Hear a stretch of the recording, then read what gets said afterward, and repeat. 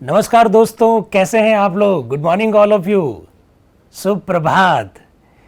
जी हाँ दोस्तों, आज बिल्कुल लंबे समय बाद में आप लोगों से मिलना हो रहा है और आज एक विशेष अवसर है। और आज जैसा कि आप लोग जानते हैं, आज अक्षय तृतीया है, जिसे हम लोग राजस्थान में आखा तीज कहते हैं। तो जो मेरे मित्र राजस्थान से बाहर के जो जुड़े हुए हैं उनको भी मालूम होना चाहिए कि जिसे भारत भर में हम लोग अक्षय तृतीया कहते हैं, राजस्थान में उसे आखा तीज कहा जाता है। दोस्तों, आज हम आप लोगों से क्यों मुखातिब हो रहे हैं। मैं सबसे पहले तो आप लोगों को अक्षय तृतीया की शुभकामनाएं दे देता हूं, उसकी बधाइयां प्रेषित कर देता हूं। साथ ही साथ मैं ईश्वर से प्रार्थना करता हूं कि ये जो अक्षय तृतीया है, इस अक्षय तृतीया में हमारे जितने भी जो दुर्गुण हैं वह चले जाए और ईश्वर हमें सद्गुण उपलब्ध करवाए। दोस्तों, आज आपसे क्यों मिल रहे हैं, क्यों मुखातिब हो रहे हैं। अक्षय तृतीया यूं तो हमारे लिए एक फेस्टिवल है, हमारे लिए एक त्योहार है, बिल्कुल सही कह रहे हैं आप।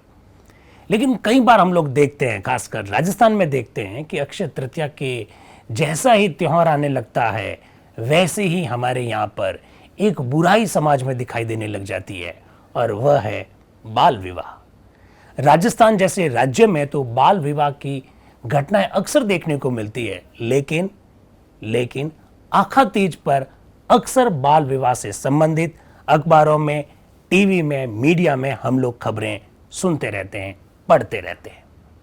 तो दोस्तों, आज आप लोगों से जो मिल रहे हैं उसके पीछे भी कारण यही है। आज मैं आप लोगों को एक ऐसी शख्सियत से परिचित करवा रहा हूं जिन पर राजस्थान ही नहीं, संपूर्ण भारत को गर्व महसूस होता है, गर्व की अनुभूति होती है। निसंदेह रूप से आप लोग सोच रहे होंगे कि आज ऐसा कौन शख्सियत आ रहा है हमारे बीच में। भारतीय संविधान पे तो मैं चर्चा कर सकता हूं। मेरे मित्र कह रहे हैं कि सर संविधान के प्रावधान बता दो बाल विवाह के बारे में। भारतीय संविधान पे तो मैं खैर चर्चा कर ही सकता हूं, लेकिन बाल विवाह जैसी समस्या को जिन्होंने बहुत नजदीक से देखा, जिन्होंने इस क्षेत्र में एक लंबा कार्य किया, जिन्होंने इस क्षेत्र में कार्य करके एक मुकाम स्थापित किया, हमारी ऐसी बहुत सारी जो बहनें हैं जो बाल विवाह की शिकार रही है, उन्हें उससे मुक्त करवाया। तो दोस्तों, मैं आज आप लोगों को एक ऐसी शख्सियत से रूबरू करवाना चाहता हूं जिन पर राजस्थान ही नहीं बल्कि संपूर्ण भारत जो है वो गर्व महसूस करता है। वो शख्सियत कौन है, उनका परिचय कराने से पहले मैं ये जरूर आपको कहूँगा कि कुछ लोग ऐसे होते हैं जो पानी से नहाते हैं। जो पानी से नहाते हैं वो लिबास बदलते हैं, लेकिन कुछ लोग ऐसे होते हैं जो पसीने से नहाते हैं, और जो पसीने से नहाते हैं वो इतिहास बदलते हैं।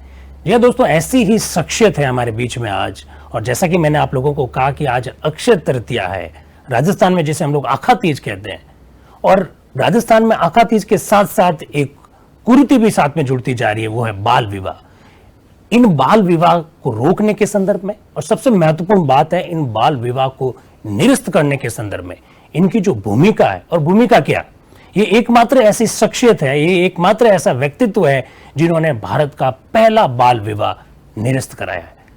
1500 से अधिक बाल विवाह को रोका है, 43 से ज्यादा बाल विवाह निरस्त कराया है। ऐसी शख्सियत आज हमारे बीच में है डॉक्टर कृति भारती मैम। मैम, आपका बहुत बहुत स्वागत है। आप सभी को खम्मा घणीसा। बिल्कुल राजस्थान की पहचान के अनुरूप आपने खम्मा घणी का। हमारे बहुत सारे मित्र ऐसे भी हैं मैम जो यूपी से जुड़े हुए हैं, बिहार से जुड़े हुए हैं, हिंदी बेल्ट से लगभग सारे लोग जुड़े हुए हैं। तो खम्मा घणी का मतलब है मैम आपको नमस्कार कह रही है, आपका अभिवादन कर रही है। मैम, जितना मैंने आपके बारे में जाना, जितना मैंने आपके बारे में पढ़ा, मैंने जाना कि आपको फ्रांस की एक एमएनसी ने सम्मानित किया है, अमेरिका की एक पत्रिका ने, इसके अलावा आप 100 ऐसी शख्सियत में रही है, जो 100 ऐसी महिलाओं में शामिल रही है जिन्होंने समाज सेवा के क्षेत्र में एक नया मुकाम स्थापित किया। मैंने अभी थोड़ी देर पहले अपने मित्रों के साथ एक फैक्ट शेयर किया कि 1500 से अधिक बाल विवाह आपने रुकवाए हैं जी। और उससे भी महत्वपूर्ण बात है 43 से ज्यादा आईपीएल चल रहे हैं, मतलब आप लगभग 50 मतलब बनाने वाली है। मेरा अर्धशतक लगने वाला है। तो ये इतना बड़ा जो आपका योगदान है, आप एक्चुअली में सोशल चेंजर हैं जी। मैम, ये सब कैसे हो गया है, ये यात्रा कैसे आपने तय की? यात्रा थोड़ी सी मुश्किल रही है, क्योंकि जब आप किसी कुप्रथा के खिलाफ लड़ते हैं तो समाज और समाज के लोग आपके सामने एक बैरियर की तरह खड़े हो जाते हैं। तो ऐसे में मुश्किल रहा, लेकिन सफ़र बहुत शानदार रहा है। मैंने राजस्थान का परिदृश्य बदलने की एक छोटी सी कोशिश की है। जहाँ राजस्थान पहले बदनाम हुआ करता था कि यहाँ सबसे ज़्यादा बाल विवाह होते हैं, जी जी वही राजस्थान आज देश का पहला राज्य है जहाँ सबसे पहला बाल विवाह निरस्त यानी शून्यकरण हुआ। जी यानी बचपन में बाल विवाह हो चुका है और उसके बाद बड़े होने के बाद उनका बाल विवाह कैंसिल कराया गया। और आज राजस्थान भारत में सबसे अव्वल दर्जे पे है जहाँ सबसे ज़्यादा बाल विवाह निरस्त हुए हैं। क्या बात है। और उसके बाद मध्य प्रदेश है, लेकिन वहाँ अभी 2 या 3 बाल विवाह निरस्त हुए हैं। तो मुझे इस बात से ही बहुत गौरवान्वित महसूस होती है कि हम राजस्थान को एक अव्वल दर्जे पे ले जाने का एक प्रयासरत हैं।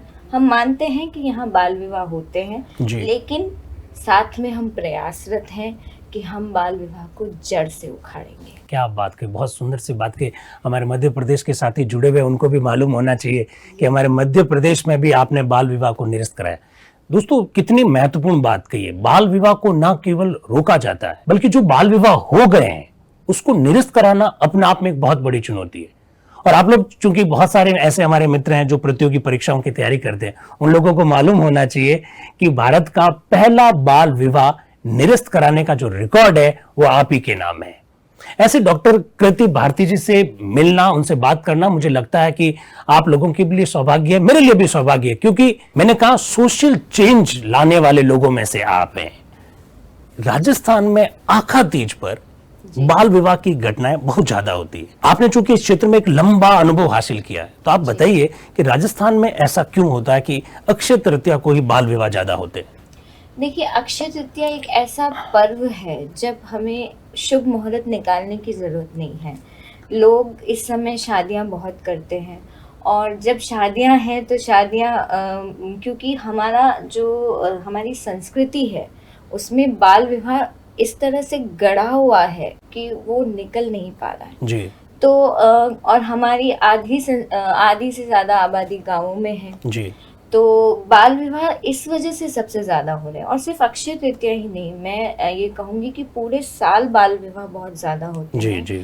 सबसे ज़्यादा मौसर में भी बहुत बाल विवाह होते हैं। जब किसी की मृत्यु भोज पे मौसर का खाना किया जाता है, उस समय घर के जितने बच्चे होते हैं उनको ब्याह दिया जाता है। तो अक्षय तृतीया हुआ, मौसर हुआ, पीपल पूर्णिमा आ गई है 16 मई को।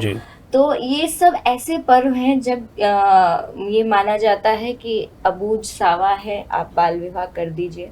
और अभी का जो लेटेस्ट ट्रेंड है वो ये है कि साल भर में ये लोग बाल विवाह कभी भी कर लेते हैं। अभी अक्षय तृतीया पे तो वो लोग ज़्यादातर बाल विवाह करते हैं जो कहीं ना कहीं बहुत पॉलिटिकली अप्रोच रखते हों या जो पैसे वाले हैं, क्योंकि उनको पता है वो सेटलमेंट कर सकते हैं जी जी। लेकिन पूरे साल बाल विवाह होने के बाद अभी सिर्फ बाल विवाह ही नहीं होते, अभी उनका गौना भी होता है, मुकलावा भी होता है। तो 2 तरह के हमारे पास मामले दोनों तरह के आते हैं इस समय। बाल विवाह रुकवाने के लिए भी हमारे पास फोन कॉल्स आते हैं हमारे हेल्पलाइन नंबर पे, और उसके अलावा बाल विवाह शून्यकरण निरस्त के लिए भी कॉल्स आते हैं, क्योंकि इस समय गौने का बहुत दबाव डाला जाता है कि आप ससुराल भेजिए लड़की को। अब वो लड़की 14-15 के ऊपर किसी भी उम्र की हो सकती है, तो उस समय उसके ऊपर दबाव आने लगता है। तो ये दोनों ही तरीके के मामले इस समय हमारे सामने बहुत ज़्यादा आते हैं जी। बिल्कुल, आपने सही बात कही कि पूरे राजस्थान में साल भर बाल विवाह की घटनाएं होती रहती है। मैंने आपका मैम एक टीवी में आपका एक इंटरव्यू देखा था, और बिल्कुल बाल विवाह पर था वो, और उसको देखने के बाद मतलब आंखों में से आंसू आ गए, इस प्रकार की स्थिति थी। तो बाल विवाह एक बहुत बड़ी सामाजिक बुराई है। और जरा आप कल्पना कीजिए कि जिस व्यक्ति ने, जिस शख्स ने अपना भविष्य खुद निर्धारण नहीं किया है, लेकिन उसके ऊपर कोई थोप दिया जाए, उसको थोपा नहीं जाए, उसे अपनी प्रतिभा को दिखाने का मौका मिले। मैं इंटरव्यू की बात कर रहा था। मैंने न्यूज़पेपर में एक आपके ऊपर एक आर्टिकल देखा था, उसमें आपने बहुत सुंदर सी बात कही। उसमें एक बात कही कि महिलाओं को पूजने की नहीं, उन्हें बराबरी का अधिकार देने की आवश्यकता है। तो ये बहुत सुंदर सी बात थी। इस बात के पीछे क्या मतलब आपकी मंशा रही? मैं ये मानती हूँ, मैं खुद महिला हूँ, स्त्री हूँ, तो मेरा हमेशा से ये मानना रहा है कि एक स्त्री होने के नाते किसी भी महिला ने, चाहे वो मैं हूँ जी जिस जो इस तरह से काम कर रही है, उसके अलावा एक साधारण महिला जो घर में है, जी उसने भी कभी नहीं चाहा कि कोई उन्हें पूजे। जी हमने कभी भी देवी देवताओं का की तरह पूजना नहीं चाहा। हमने जी नहीं चाहा कि कोई हमारे आगे अगरबत्ती करे, हमारी जी आरती उतारे। हम तो सिर्फ जीने का अधिकार चाहते हैं। हमें सिर्फ सुरक्षा का अधिकार चाहिए, जी हमें बिल्कुल आगे बढ़ने का अधिकार चाहिए, हमें बराबरी का अधिकार चाहिए। जितने अधिकार पुरुषों के हैं उतने ही अधिकार महिलाओं के हों, इससे ज्यादा अधिकार नहीं चाहिए। अब जब पूजने की बात करते हैं तो सिर्फ 9 दिन पूजने की बात होती है नवरात्रि में, बिल्कुल और बिल्कुल 9 दिन पूजा भी जाता है, लेकिन वो पूजना सिर्फ दिखावा है। बिल्कुल बिल्कुल रियलिटी में वो पूजा नहीं जाता। तो मैं हमेशा कहती हूँ कि पूजने का दिखावा न करें। स्कूल में हम हमेशा ये श्लोक पढ़ते हैं, यत्र नार्यस्तु पूज्यन्ते रमन्ते तत्र देवता। जहाँ नारियां, जहाँ बेटियां पूजी जाती हैं, वहाँ देवता निवास करते हैं। बट मेरा मानना है कि इस श्लोक को ही बदल देना चाहिए। क्योंकि मुझे इंटरनेशनल चेंज मेकर का टाइटल मिला है, तो जी बिल्कुल मैंने इस श्लोक को ही बदल दिया है। मैंने एक नया शब्द इस श्लोक में डाला है, जी यत्र नर्यास्तु सशक्ते रमन्ते तत्र देवता। क्या बात है, जहाँ बहुत सुंदर बात। नारियां, जहाँ बेटियां सशक्त होंगी, वहाँ देवी देवता निवास करेंगे। बहुत सुंदर बात, बहुत सुंदर बात। हमारे मित्र लोग कह रहे हैं कि सर आप संविधान की बात बता दीजिए कि संविधान में क्या प्रावधान है। संविधान के प्रावधानों की बात तो करेंगे, हर दिन करते हैं। आज हमारे बीच में एक ऐसी सोशल एक्टिविस्ट है जिन्होंने व्यक्तिगत बहुत अनुभव किया, इस क्षेत्र में एक लंबा काम किया है, और आप प्रतियोगी परीक्षा की तैयारी करते समय इनका नाम जरूर एक फैक्ट के रूप में आप देखेंगे। मैम एक बात बताइए, बाल विवाह की कोई घटना घटित होती है तो पहला प्रश्न जो मस्तिष्क में आता है, क्योंकि हमारे बहुत सारे ये जो युवा प्रतिभाएं हैं वो कॉन्स्टिट्यूशन को जानते हैं, लेकिन जो लीगल जो प्रोसेस है उसके बारे में नहीं जानते। चूंकि आपने इस क्षेत्र में काम किया है, तो आप हमारे इन मित्रों को बताइए कि बाल विवाह से संबंधित कोई घटना की जानकारी मिलती है किसी को कि भाई 2 दिन बाद में वहां विवाह होने वाला है, बाल विवाह, तो उसकी शिकायत कहां करें, एक। और दूसरा ये भी बताइए आप साथ ही साथ हमारे इन मित्रों को, क्योंकि बहुत सारे मित्र प्रश्न भी पूछ रहे हैं कि बाल विवाह निरस्त तो कर दिया, लेकिन हम कैसे करवाएं, क्या ये लोग भी बाल विवाह निरस्त कराने का में भागीदार हो सकते हैं? तो इस संदर्भ में आप इनको थोड़ी सी जानकारी दीजिए। सबसे पहले रोकथाम की बात करूंगी। यदि आपका खुद का या किसी भी आपके संबंधी का या आप जिसको जान रहे हैं उसका बाल विवाह हो रहा है, तो आप वहाँ संबंधित पुलिस को तो इन्फॉर्म कर ही सकते हैं। उसके अलावा कलेक्टर को इन्फॉर्म कर सकते हैं, एसडीएम को इन्फॉर्म कर सकते हैं, तहसीलदार को इन्फॉर्म कर सकते हैं, महिला बाल विकास को इन्फॉर्म कर सकते हैं, जिला बालक अधिकारी को इन्फॉर्म कर सकते हैं, 1098 चाइल्डलाइन को इन्फॉर्म 1098 ये आप नोट करके रखिएगा, 1098 जी। उसके अलावा आप इन्फॉर्म कर सकते हैं, कोर्ट को भी, न्यायालय को भी इन्फॉर्म कर सकते हैं। एक खुली चिट्ठी लिखकर भी आप उनको इन्फॉर्म कर सकते हैं। और अगर आपको कोई न मिले तो आप हमें सारथी ट्रस्ट के हेल्पलाइन नंबर पे 7891022224 पे 7891022224 पे कॉल करके हमें इन्फॉर्म कर सकते हैं। हम सिर्फ जोधपुर नहीं, हम सिर्फ राजस्थान नहीं, हम पूरे देश में बाल विवाह कहीं पे भी हो रहा है, हम वहाँ रुकवाने के प्रयासरत रहते हैं, क्योंकि हमारा मानना है कि भारत जब तक बाल विवाह से मुक्त नहीं होगा, भारत विकसित नहीं बन सकता। बहुत सुंदर बात तो इवन आप टीचर, अगर आपको कोई नहीं मिल रहा है, आप बच्चे हैं और आप किसी को इन्फॉर्म नहीं कर सकते, तो आप अपने टीचर को भी बता सकते हैं कि मेरे साथ ये होने वाला है, और आपके टीचर की ये जिम्मेदारी है कि वो बाल विवाह रुकवाएंगे। हमारे पास जब कोई बाल विवाह की सूचना आती है तो हम ये इंश्योर करते हैं, हालांकि ये इंश्योरिटी सरकार की तरफ से भी होनी चाहिए जब उनके पास सूचना आती है, तो कि हम अपने इन्फॉर्मर का नाम रिवील नहीं करते। क्या बात है, बहुत सुंदर बात है। जो भी आइडेंटिटी है उसको गोपनीय रखते हैं। बिल्कुल बिल्कुल, आप जो ये जो कह रहे हैं, इसके लिए हम लोग अक्सर एक शब्द का प्रयोग करते हैं, ये विसल ब्लोवर है, जिनका नाम आप डिस्क्लोज नहीं करते। बहुत सुंदर बात है।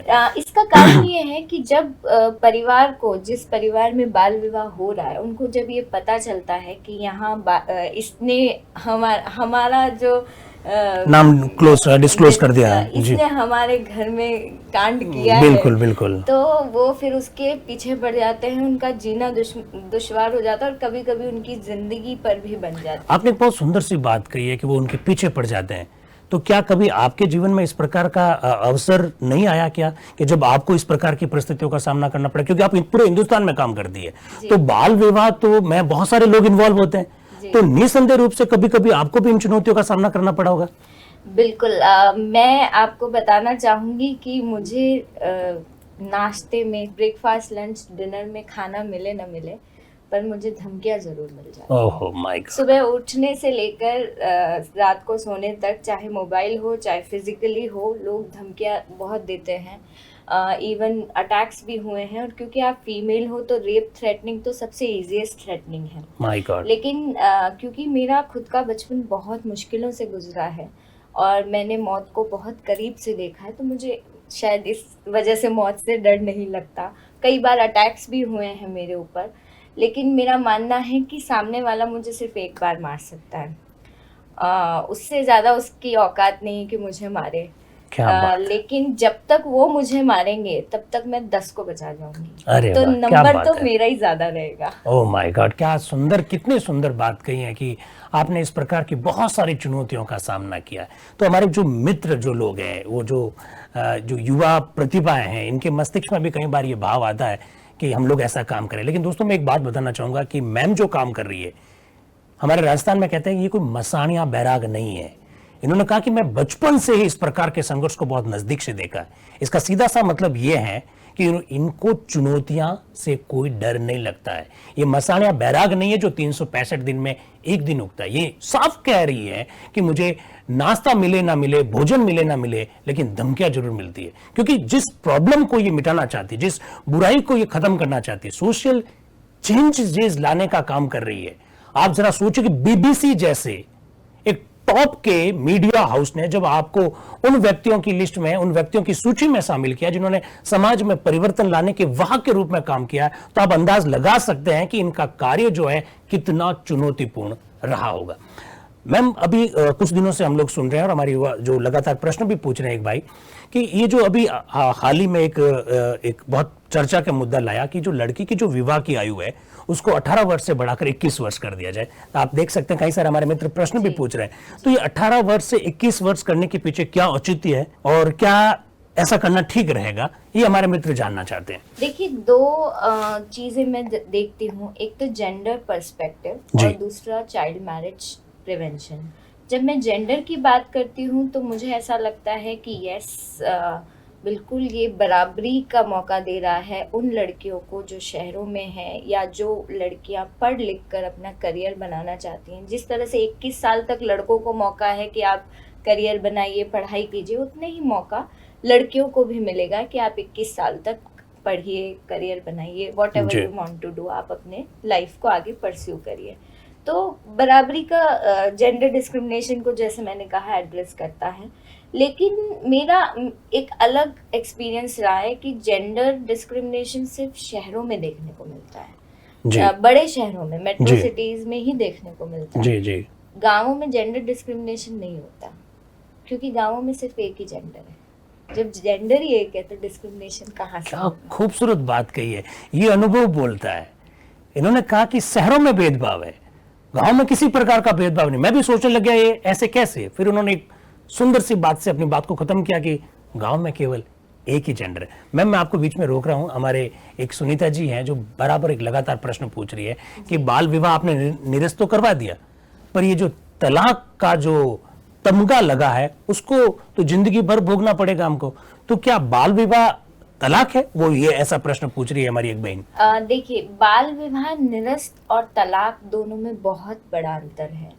हम तलाक नहीं करवा रहे हैं, हम बाल विवाह को कैंसिल करवा रहे हैं जी। मैं शायद इसको और अच्छे से डिस्क्राइब करना चाहूंगी कि जब बाल विवाह निरस्त को हम कैसे समझें जी। कि बचपन में मान लीजिए 2 साल की उम्र में बाल विवाह हुआ, 16-17 साल की उम्र के बाद कभी भी वो कोर्ट जाके लड़की या लड़का अपना बाल विवाह कैंसिल करवा सकते हैं जी।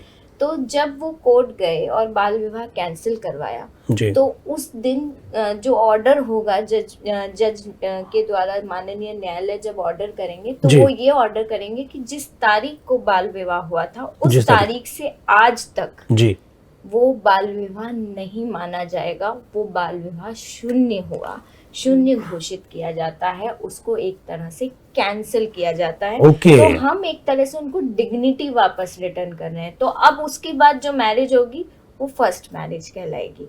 तो इस तरह से हम नाता प्रथा को भी एड्रेस कर रहे हैं कि क्योंकि ये माना जाता है कि चवरी का धुआं लड़की के एक ही बार चढ़ता है, जी, तो जी। दूसरी बार अगर करना है तो नाता भेज दो, जी। जो कि अपने आप में एक बड़ी समस्या है। बिल्कुल बिल्कुल, तो बहुत हम सुंदर नाता बात। प्रथा को भी इससे एड्रेस कर लेंगे कि नाता प्रथा रुके। तो बाल विवाह निरस्त एक तरह से हम उनको डिग्निटी रिटर्न कर रहे हैं, उनको एक नई जिंदगी देने की कोशिश कर रहे हैं, बाल विवाह की बेड़ियां तोड़ रहे हैं और एक ऐसा आसमान दे रहे हैं जहां पर कोई शोषण नहीं है, क्या बात किसी है। तरह का एक्सप्लॉयटेशन नहीं है। और क्योंकि हम संविधान और कानून की बात कर रहे हैं तो ये सबका जानना बहुत ज़रूरी है जी कि कोई भी जिसका बाल विवाह हुआ है बचपन में वो अपना बाल विवाह कैंसिल करा सकता है, लेकिन इसकी उम्र निर्धारित है। उम्र निकलने के बाद अगर आप कोर्ट में जाएंगे तो आपका बाल विवाह कैंसिल नहीं हो सकता। बहुत सुंदर सी बात कही है। हमारे कोई ऐसा मित्र तो नहीं है जिनका बाल विवाह हुआ है। मैम कह रहे कि उसकी उम्र निर्धारित है, उम्र चले जाने के बाद में आप बाल विवाह निरस्त नहीं करवा तो सकते हैं। अब वो उम्र ये है जी। कि बाल विवाह प्रतिषेध अधिनियम 2006 के तहत बालिग होने के 2 साल तक आप अपना बाल विवाह कैंसिल करवा सकते हैं। और बालिग होने की आयु? बालिग होने की आयु 18 है लड़कियों बिल्कुल के लिए। बिल्कुल एकदम क्लियर है। और इसमें एक चीज और है कि अगर आप नाबालिग हैं जी तो भी आप अपना बाल विवाह कैंसिल करवा सकते हैं। जी। आपको ये सोचने की जरूरत नहीं है कि मैं बालिग हूँ और उसके बाद अपना बाल विवाह कैंसिल कराऊं। जी लेकिन क्योंकि कानून बालिग होने से पहले कोर्ट में जाकर अपनी कार्रवाई नहीं करवा सकता, तो उसके लिए अगर आपके अभिभावक साथ हैं तो अभिभावक या कोई भी ऐसा इंसान जो आपका हित रखता हो वो आपके साथ मिलके केस लगा सकता है और आपका बाल विवाह कैंसिल हो सकता है। आपको कुछ नहीं करना है, सिर्फ इतना सोचना है कि आप अगर उस बाल विवाह में नहीं रहना चाहते हैं तो आप खुद भी बाल विवाह कैंसिल के लिए कोर्ट जा सकते हैं। और जी। अगर आपको प्रक्रिया समझ में नहीं आती जी। है तो आप हमसे संपर्क कर सकते हैं। हेल्पलाइन नंबर मैं पहले ही बता चुकी हूँ। बिल्कुल, आप हेल्पलाइन नंबर भी बता चुके हैं और मैं आपको ये भी बता चुका हूं कि मैम सारथी जो ट्रस्ट है उसके मैनेजिंग डायरेक्टर हैं। एक सामाजिक कार्यकर्ता के रूप में समाज में ये जो परिवर्तन लाया जा रहा है, इस परिवर्तन की जो सुगबुगाहट है ये जोधपुर से, जिस धरती से बैठकर हम आप लोगों से मुखातिब हो रहे हैं उस धरती से आप जुड़ी हुई हैं। क्यों ना जोधपुर को गर्व हो, क्यों ना राजस्थान को गर्व हो, और क्यों ना, चूंकि आपका जो एरिया है वो पूरा हिंदुस्तान है, तो पूरे हिंदुस्तानियों को भी इन पर गर्व है कि ये किस प्रकार के सोशल चेंजेस लाने के लिए प्रयास कर रहे हैं। मैम ये जो आपने ये मिशन जो स्टार्ट किया, मैं मिशन शब्द का प्रयोग करूंगा बिल्कुल, क्योंकि आप जो काम कर रहे हैं वो एक नया काम है, ऐसा काम चूंकि कभी भी नहीं हुआ है।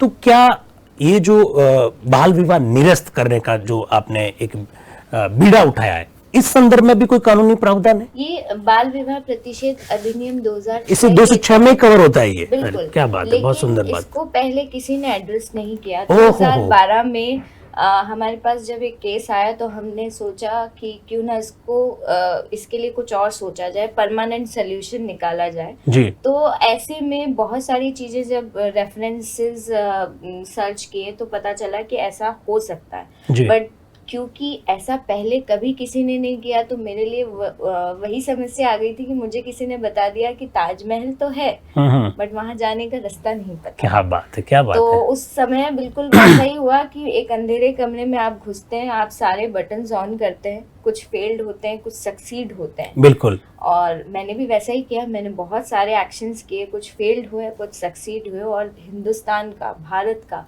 पहला बाल विवाह कैंसिल हुआ। क्योंकि ऐसा पहली बार हुआ कि बाल विवाह होने के बाद उसको कैंसिल किया गया। मैं आपको यहाँ रोकूंगा। बाल विवाह निरस्त का जो पहला आपने करवाया था, अब तक 43 हो चुके, ये वर्ष कौन सा था? 2012। 2006 में कानून बना। दोस्तों, कानून बनना अलग चीज है, कानून को लागू करना अलग चीज है और कानून की बारीकियों को समझकर, उसके भाव को समझकर, उसके दर्शन को समझकर उसको लागू करना अलग चीज है। मैम एक ऐसी शख्सियत है, 2006 में कानून बना, 2012 में उसको समुचित ढंग से उपयोग करते हुए पहला बाल विवाह निरस्त कराने का रिकॉर्ड आपके नाम है। दोस्तों, भारत का संविधान आप लोग जानते हैं, अनुच्छेद 15(3) ये कहता है राज्य जो है, हमारी जो सरकार है, वो महिलाओं के लिए, बच्चों के लिए विशेष प्रावधान करेगी। महिलाओं के लिए विशेष प्रावधान करेगी, बच्चों के लिए विशेष प्रावधान करेगी। उसको आधार बनाकर 2006 में कानून तो बना दिया, लेकिन उस कानून को लागू करने वाले जो लोग हैं, उनकी जब मानसिकता सही नहीं होगी, तब तक इसके उद्देश्य को पूरा नहीं कर पाएंगे। मैम उन्हीं शख्सियतों में से एक है जो एक सामाजिक कार्यकर्ता के रूप में उस कानून की भावनाओं को समझ रहे हैं, उसके दर्शन को समझ रहे हैं और पहला बाल विवाह निरस्त कराने का रिकॉर्ड आपके नाम दर्ज हुआ है। मैम आप हमारे जो युवा पीढ़ी के जो लोग हैं, इनकी लगभग मैं जो आयु में मान के चल रहा हूं, ये 18 से 25 के बीच है। हो सकता है हमारे ऐसे भी कुछ मित्र हो सकते हैं जिन्होंने खुद ने बाल विवाह की पीड़ा को भोगा है जी। या हमारे ऐसे बहुत सारे मित्र हैं जिनके आसपास बाल विवाह हो रहे होंगे या हो सकते हैं। आप इनके नाम क्या संदेश देना चाहेंगे? देखिए, मुझे ऐसा लगता है कि हम युवा ही बाल विवाह जैसी कुप्रथा, सिर्फ कुप्रथा नहीं कहूंगी जी, बाल विवाह के अपराध को खत्म कर सकते हैं। जी, और जब तक सभी लोग मिलकर आवाज नहीं उठाएंगे, किसी कुप्रथा को खत्म नहीं किया जा सकता। मेरा सपना रहा है कि बाल विवाह और बाल विवाह पीड़ित सिर्फ एक जगह दिखाई दें, बाकी कहीं नहीं, और वो है किताबों में, हिस्ट्री बुक्स में। ऐसा होना चाहिए कि हम बाल विवाह को सिर्फ और सिर्फ किताबों में देखें। क्या बात है। Once upon a time there was a child marriage. किताबों से मुझे याद आया, मैं आपके बारे में पढ़ रहा था, उसमें आपके ये जो प्रयास हैं, उन प्रयासों को सीबीएसई के पाठ्यक्रम का हिस्सा बनाया गया। कितने गर्व की बात है साथियों, जो हमारे साथ में और आप लोगों से आज जो मुखातिब हो रहे हैं वो सीबीएसई पाठ्यक्रम का हिस्सा है। क्या कहानी है, किसका हिस्सा है, कौन से सिलेबस में ये पढ़ाया जाता है? आप 11th और 12th स्टैंडर्ड के human rights and gender studies के मेरे प्रयासों को देख सकते हैं, जहां पर मैंने देश का जो पहला बाल विवाह निरस्त करवाया और उसके बाद एक हमने माइलस्टोन क्रिएट किया है कि बाल विवाह कैंसिल भी हो सकता है। उसको लेकर वो पूरा चैप्टर है और वहाँ पर हम बहुत गौरवान्वित हैं कि सीबीएसई ने हमें इंक्लूड किया। और सिर्फ सीबीएसई नहीं, मेरे नाम पे इस समय 7 इंटरनेशनल एंड नेशनल रिकॉर्ड्स हैं जो अलग अलग बाल विवाह के लिए के खिलाफ काम करते हुए हमने हमारे रिकॉर्ड बने हैं। क्या बात उसके है। अलावा बहुत सारे अवार्ड्स इंटरनेशनल और नेशनल लेवल पर बने हैं, लेकिन उनसे भी सबसे बड़ा जो अवार्ड मुझे लगता है वो है कि 1500 बाल विवाह जो नंबर्स हैं, 1500 बाल विवाह जो हमने रुकवाए हैं, बहुत बड़ा आंकड़ा है, बहुत बड़ा बाल विवाह जो हमने निरस्त करवाए हैं, 25,000 से ज्यादा लोगों को हमने शपथ दिलवाई है कि आप बाल विवाह न तो करेंगे और न होने देंगे। उसके अलावा 13,500 लोगों को हमने महिलाओं और बच्चों को हमने पुनर्वासित किया है। तो ये जो नंबर्स हैं, ये मेरा सबसे बड़ा अवार्ड है। बॉलीवुड से अवार्ड हो चाहे नेशनल इंटरनेशनल अवार्ड्स हो, लेकिन मेरे लिए ये जो नंबर्स हैं ये सबसे बड़े अवार्ड्स रहे, क्योंकि मैंने यहाँ पर पीड़ितों के चेहरे पे एक मुस्कान की कोशिश की है। दोस्तों, कितना अच्छा लगता होगा कि आप 11th-12th की किताबें में जिस व्यक्तित्व के बारे में पढ़ते हैं, जिस सारथी ट्रस्ट के बारे में पढ़ रहे हैं, वो सारथी ट्रस्ट के मैनेजिंग डायरेक्टर, जिस व्यक्तित्व के बारे में पढ़ रहे हैं डॉक्टर कृति भारती, वो व्यक्तित्व आप लोगों से आज रूबरू हो रहा है। यानी 11th और 12th के सिलेबस का पार्ट जो व्यक्तित्व है वो आपके आज सामने है। आकात कीजिए आज जी। मैंने अपने ये जो विद्यार्थी हैं उनको मैंने आज ये इनके लिए मैंने प्रार्थना की ईश्वर से कि हमारे जो सद्गुण है वो ज़्यादा से ज़्यादा बढ़े और जो दुर्गुण है वो चले जाएं, ऐसे मैं ईश्वर से प्रार्थना करता हूँ। मैं आपसे हमारे जो ये युवा प्रतिभाएं हैं उनके लिए एक संदेश जानना चाहता हूँ कि ये बाल विवाह रोकने के लिए किस प्रकार के प्रयास करें ताकि उनको प्रेरणा मिले, क्योंकि आपके जो प्रयास है माइलस्टोन है, मील का पत्थर है, एक आपने जो मुकाम स्थापित किया पूरे हिंदुस्तान भर को उस पर ना आ जाए। तो जरूर हमारी युवा पीढ़ी आज आपसे एक संदेश लेना चाहेगी। देखिए, जब कोई बाल विवाह पीड़ित खुद का बाल विवाह रुकाने की कोशिश करता है या बाल विवाह हो चुका है तो बाल विवाह निरस्त के लिए जब आगे आता है, तो सबसे बड़ी जो समस्या आती है वो आती है जाति पंचों की। जी, जाति पंच उस बाल विवाह पीड़ित, अगर बच्ची है, बच्चा है, कोई भी है, उसके खिलाफ हो जाते हैं, जी। उसके परिवार को जाति बाहर कर देते हैं। एक बड़ा सा अर्थदंड 16 लाख, 10 लाख, 20 लाख, बिल्कुल, उनकी बिल्कुल। मर्जी, वो किटी पार्टी होती है उनकी, उसके हिसाब से वो कितना भी अमाउंट तय कर देते हैं कि इतना दंड दिया जाता है। जी, मैं आप सभी को बताना चाहती हूँ, ये जो जाति पंच हैं, ये लीगल नहीं है, ये इलीगल कार्रवाई है। सुप्रीम कोर्ट भी कहता है कि जाति पंच पंचायती करना इलीगल है। तो अगर आपके साथ या किसी और के साथ जाति पंच इस तरह की चीज़ कर रहे हैं, उसने सही मत, आप पुलिस में कंप्लेन कीजिए, आप एक्शन लीजिए, लेकिन सही मत, क्योंकि अगर आप बिल्कुल। सह रहे हैं तो आप उस क्राइम को, उस गलत चीज़ को बढ़ावा दे रहे हैं। बिल्कुल, और बिल्कुल। क्योंकि युवा हैं, हम युवा ही भारत का परिदृश्य बदल सकते हैं। तो बिल्कुल। बाल विवाह अगर हो रहा है तो उसे रुकवाने की जिम्मेदारी हम सबकी है, और बाल विवाह अगर किसी का हो चुका है, वो शोषित है, तो उन्हें निकलवाने, उस शोषण को तोड़ने की, उन बेड़ियों को तोड़ने की जिम्मेवारी भी हमारी है। तो उसके लिए आगे आइए, बाल विवाह रुकवाइए, और जिनका बाल विवाह हो चुका है उनका कैंसिल करवाइए, क्योंकि केवल आप और केवल आप ही भारत का परिदृश्य बदल सकते हैं। और भारत को सोने की चिड़िया वो तभी बनेगा जब हमारे देश की चिड़िया और चिड़ा शोषण मुक्त होंगे, और शोषण मुक्त तभी हो सकते हैं जब बाल विवाह जैसी कुप्रथाओं से हमें आज़ादी मुक्ति मिलेगी। बिल्कुल, बिल्कुल। क्योंकि मेरा मानना है कि 1947 में देश आज़ाद हो गया है, लेकिन हमारे देश के बच्चे आज भी बाल विवाह की बेड़ियों में जकड़े हुए हैं। अगर आप बिल्कुल। चाहते हैं कि आज़ादी मिले, आगे बढ़िए, बाल विवाह के खिलाफ आवाज़ उठाइए। आप किसी से भी संपर्क कर सकते हैं। मैंने बहुत सारे विभागों के नाम आपके साथ शेयर किए हैं। उसके अलावा आप हमसे भी संपर्क कर सकते हैं। यकीन मानिए, बाल विवाह के खिलाफ आवाज़ उठाने पर सरकार और एनजीओ सभी लोग आगे आके आपकी मदद करेंगे। बस आवाज़ उठाने की देर है। कितनी सुंदर सी बात कही है कि सहन मत कीजिए, आगे आइए, आवाज उठाइए, क्योंकि आप युवा है। बहुत सुंदर सी बात कही है। आज आपसे विदा लेने से पहले दो पंक्तियां, क्योंकि आपके प्रयास कुछ इसी तरह के हैं कि मुश्किलों से जो डरते हैं वो जलीलो खार होते हैं। मुश्किलों से जो डरते हैं वो जलीलो खार होते हैं। बदल दे वक्त की तकदीर वे खुदार होते हैं। हजारों डूबते हैं उन ना खुदाओं के भरोसे पर, मगर जो खुद अपना चप्पू चलाते हैं वो अक्सर पार होते हैं। तो दोस्तों, आज के लिए इतना काफी। आज हमारे बीच में एक सामाजिक बुराई, बाल विवाह, उसको निरस्त करवाने, उसको रोकने के लिए हिंदुस्तान भर में जो प्रयास कर रही है डॉक्टर कृति भारती हमारे साथ थी। मैम, आपका बहुत बहुत आभार। और सभी विद्यार्थियों से अलविदा लेते हुए एक बार फिर मैं अक्षय तृतीया की आपको शुभकामनाएं देता हूं, और मैम का मेरी ओर से, उत्कर्ष की ओर से, और हमारे सभी विद्यार्थी जो साथी जुड़े हुए उन सब की ओर से आभार व्यक्त करता हूं। Thank you very much ma'am. बहुत बहुत धन्यवाद। Thank you.